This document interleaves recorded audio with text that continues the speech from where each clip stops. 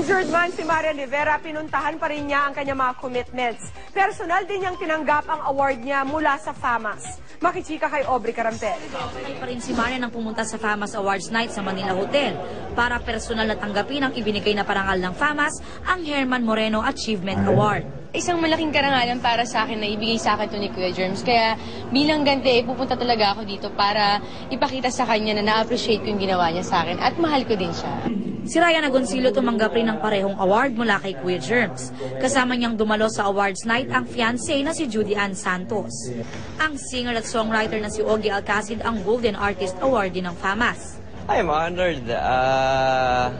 Di ko inaakalang mabigyan ako ng award. But I'm honored. I'm very, very happy and I'm very thankful sa FAMAS for the recognition. Si Cesar Montano ang binigyan ng FPJ Memorial Award. FAMAS sa Presidential Award din naman si Boots Anson Roa. Lifetime Achievement Awardee ang veteranang artista na si Paraluman.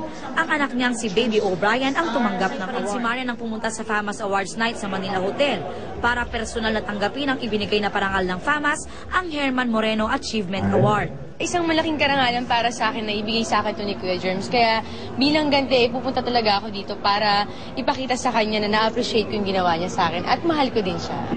Si Ryan Agoncillo tumanggap rin ng parehong award mula kay Kuya Germs. Kasama niyang dumalo sa awards night ang fiancé na si Judy Ann Santos.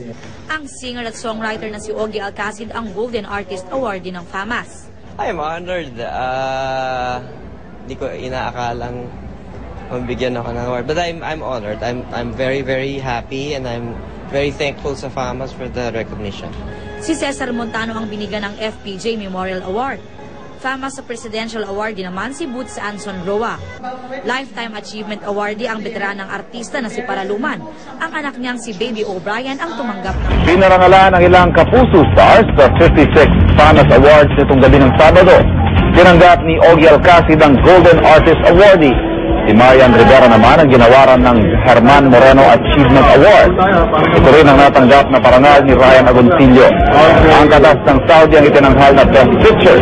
Si Jingoy Estrada ang nakapag-uwi ng Best Actor Award, habang Best Actress naman si Lorna Tolentino para sa katas ng Saudi.